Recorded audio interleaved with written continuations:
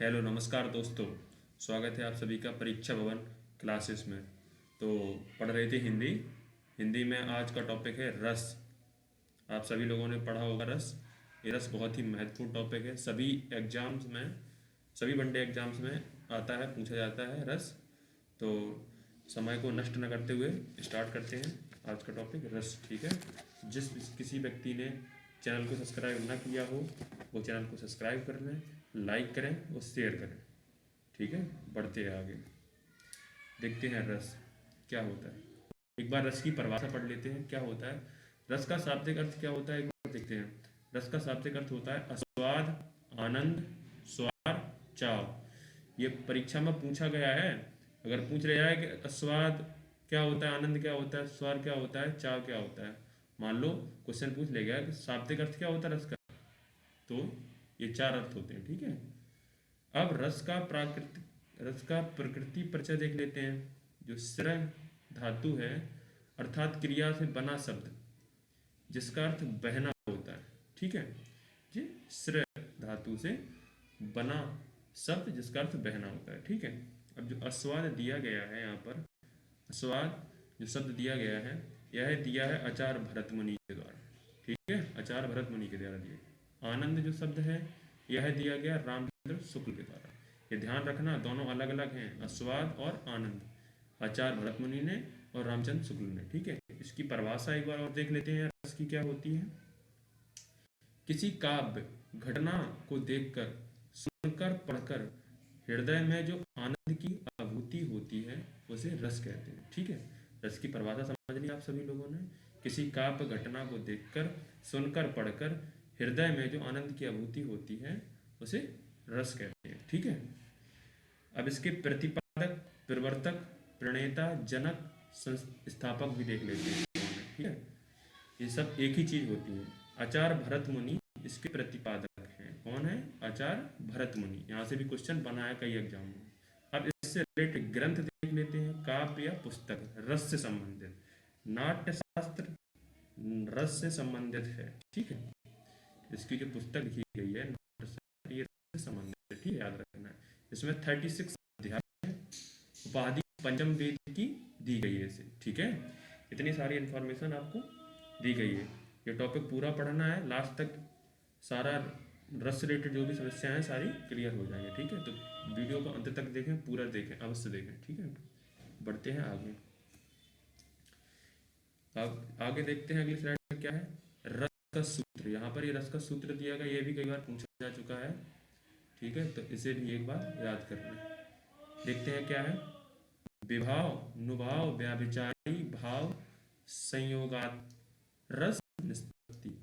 ये इसका सूत्र है, इसे याद कर लेना। अभी आगे बताएंगे इसका यूज कहाँ है, कैसे करना है।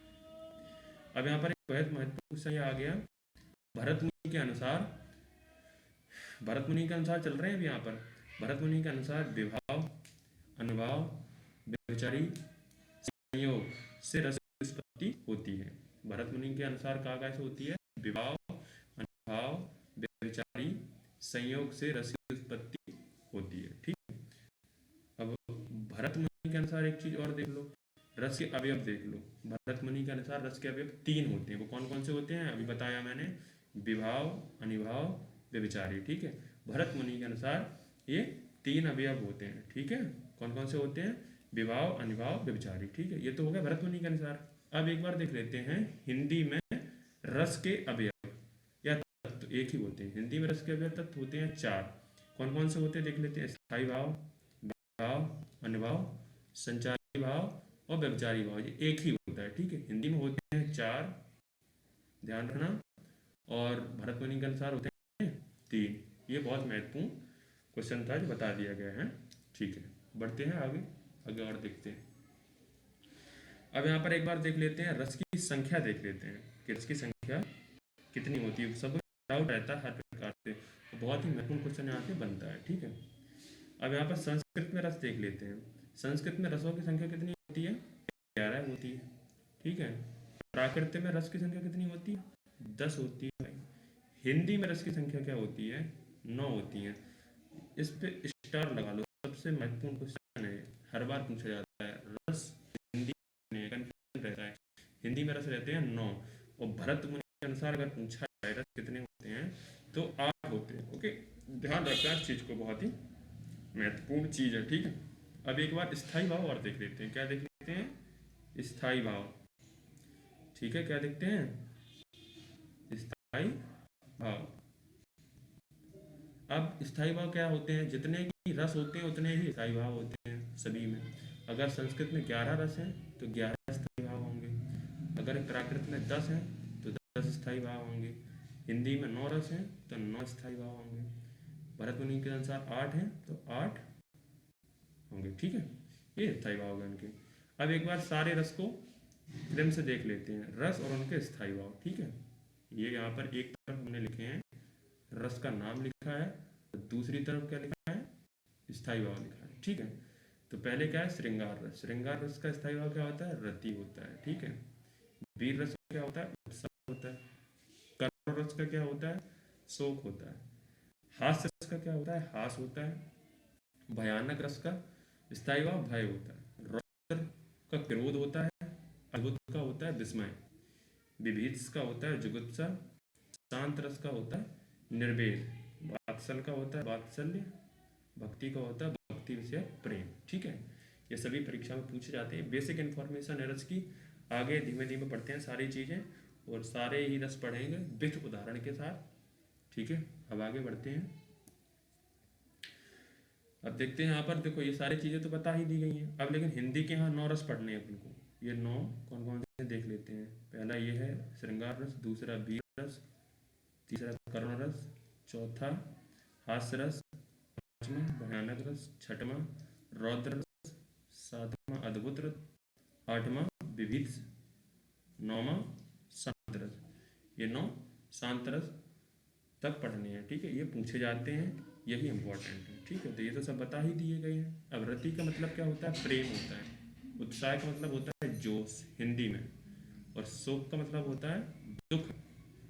हास का मतलब होता है हंसी, जहाँ पर हंसी हो रही है। भय का मतलब होता है डर। क्रोध का मतलब होता है यहाँ पर गुस्सा। विस्मय का मतलब होता है यहाँ पे आश्चर्य। जुगुप्सा का मतलब होता है घृणा। निर्वेद का होता है समन, ठीक है। ये सारी चीजें हम समझ चुके हैं। 9 रस हिंदी के माने गए हैं, ये 9 रस अपन को पढ़ने हैं। यहाँ पे विभाव देख लेते हैं। विभाव 2 प्रकार के होते हैं, यहाँ पे ध्यान रखो, एक आलम्बन होता है और एक उद्दीपन होता है। अभी सब बताएंगे विभाव क्या होता है। अनुभाव होते हैं 4 प्रकार के, ये देख लो। फर्स्ट होता है कथिक, दूसरा होता है वाचिक, तीसरा होता है आहर, चौथा होता है सात्विक, ठीक है। चौथा क्या होता है, सात्विक होता है। अब आगे देखते हैं संचारी भाव। संचारी भाव होते हैं 33। अभी हमने कुछ संचारी भाव यहाँ पे लिखे हैं। इस तरीके के संचारी भाव होते हैं, जैसे कि मूर्छा हो गया, संतोष हो गया, चंचलता हो गई, लालच हो गया, निद्रा हो गई, गर्व हो गया, ईर्षा हो गई, ठीक है। और अनुभाव होते हैं 4। अब कथिक को देख ले, कथिक का प्रयोग कहाँ होता है, इसका होता है कथिक का शरीर में उत्पन्न होते हैं। वाचिक कहाँ ऊपर होते हैं, वाणी में उत्पन्न होते हैं। आहर कहाँ पर होते हैं, मानसिक क्रिया में। सात्विक क्या होते हैं, आत्मीयता मतलब आत्मा में होते हैं, ठीक है। रस बता दिए यहाँ पर कितने होते हैं, 9। स्थायी भाव भी बता दिए यहाँ पर 9। विभाव बता दिए 2 होते हैं, आलम्बन और उद्दीपन। अनुभाव बता दिए 4 होते हैं, ध्यान रखना ये, कथिक, वाचिक, आहर, सात्विक।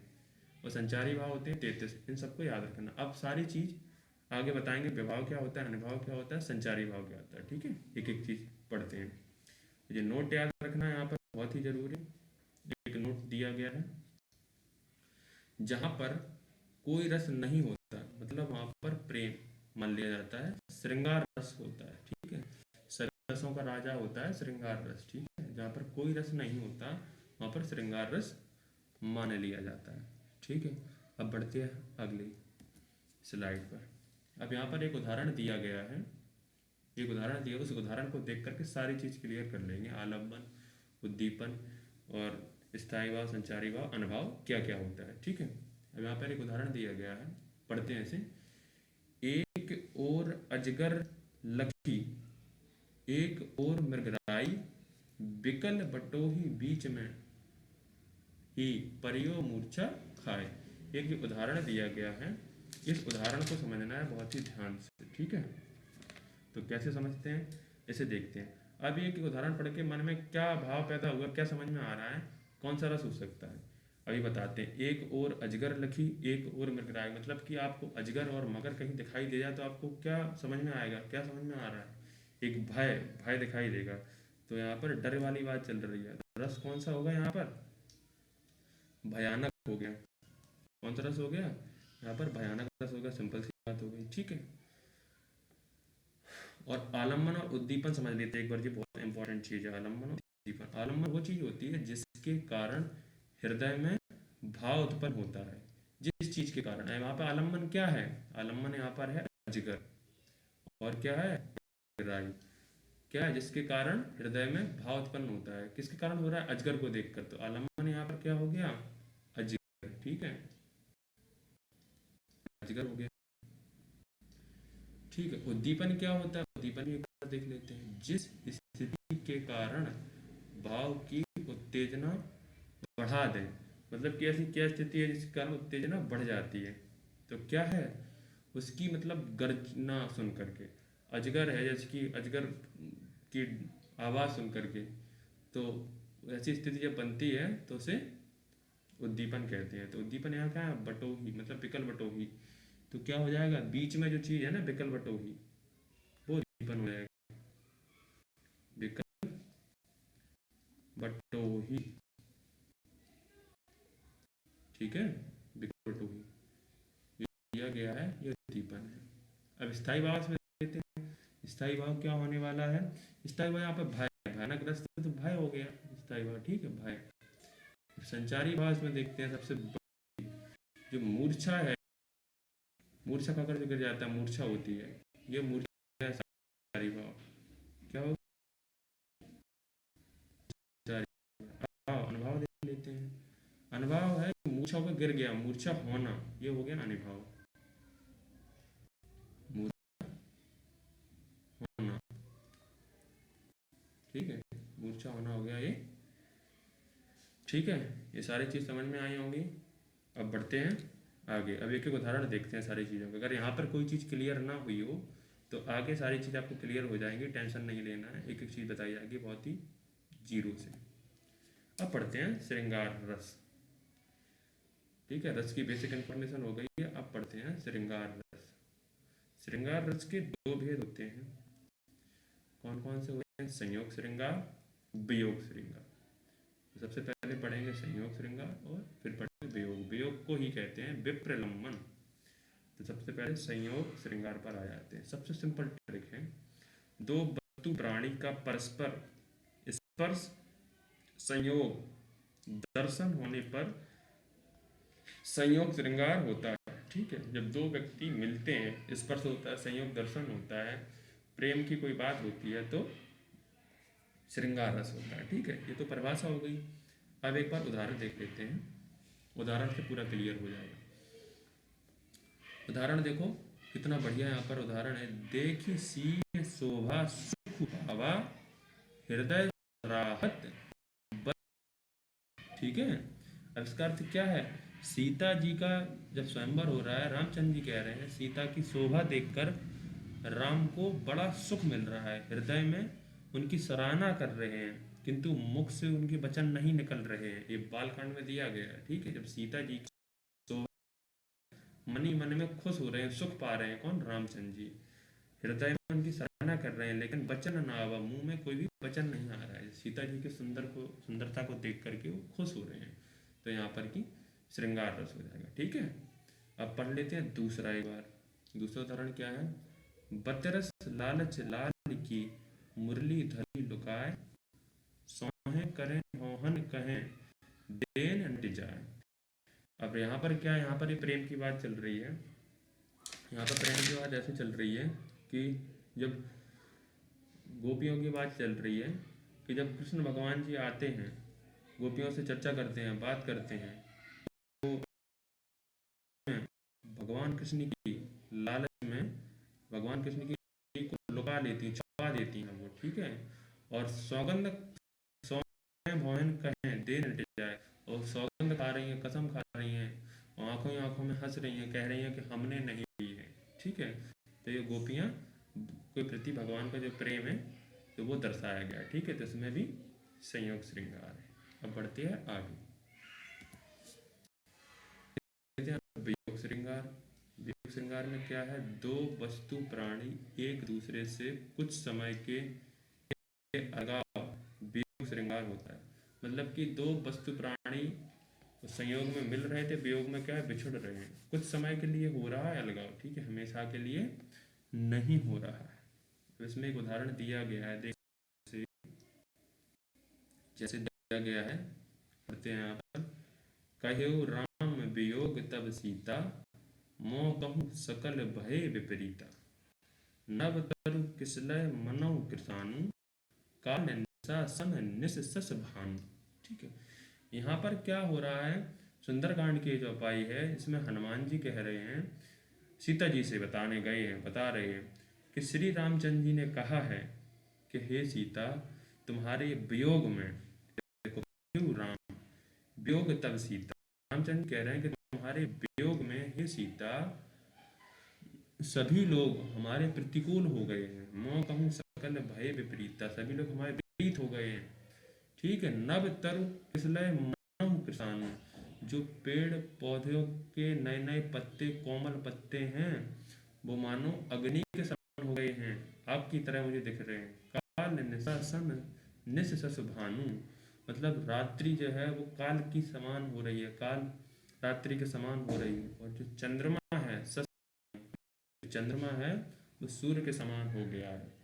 ठीक है, तो रामचंद्र जी यहाँ पर बता रहे हैं उनके वियोग में। ठीक है, तो यहाँ पर वियोग श्रृंगार हो रहा है।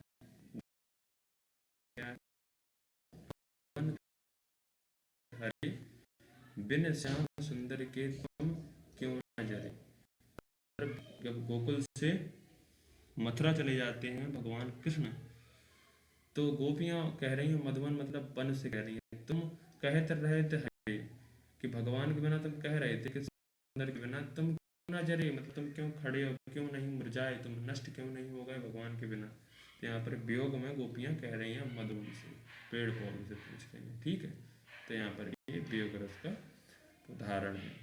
बढ़ते हैं आगे, अब पढ़ते हैं वीर रस। वीर रस एक बार बहुत, इसमें क्या होता है कि अपमानित होने पर होते हुए अत्याचार को देखते, बच्चों, वृद्ध जनों, माताओं के दुख या इनके प्रति अत्याचार देखकर, सुनकर, पढ़कर जो होता है। ठीक, वीर रस की परिभाषा क्या है, किसी की रक्षा के लिए अपमानित होने पर होते हुए अत्याचार को देखते हुए बच्चों, वृद्धजनों, माताओं के दुख या इनके प्रति अत्याचार देखकर, सुनकर, पढ़कर हृदय में जो जोश उत्पन्न होता है उसे वीर रस कहते हैं। अभी समझ में आया, अगर छोटी सी बात है, सारे उदाहरण देख लेते हैं, सारे चीज समझ में आएंगे। अब यहाँ से वीर रस का उदाहरण जैसे वीर, ये इसी का उदाहरण है। ठीक है, नन्ना मुन्ना राही हूँ देश का सिपाही, यहाँ वीरता की जा रही है, वीर रस का उदाहरण है। चमक उठी 57 में वह तलवार पर थी, ये भी वीरता को वर्णन कर रही है, तो वीर रस का उदाहरण है, साफ साफ दिखाई दे रहा है। चढ़ चेतक तलवार उठा करता था भूतल, को सिर काट काट जवानी हो, यहाँ पर भी वीर रस का उदाहरण दिया गया। ये सारे वीर रस के उदाहरण है। ठीक है, तो आशा करते हैं आप सभी लोगों को समझ में आ रहा होगा बहुत ही अच्छे से। तो अब मिलते हैं नेक्स्ट वीडियो में, तब तक के लिए थैंक यू, टेक केयर। ठीक है, अगले वीडियो में आपको रस पूरा कंप्लीट करवा दिया जाएगा, बहुत ही अच्छे से जो रह गए हैं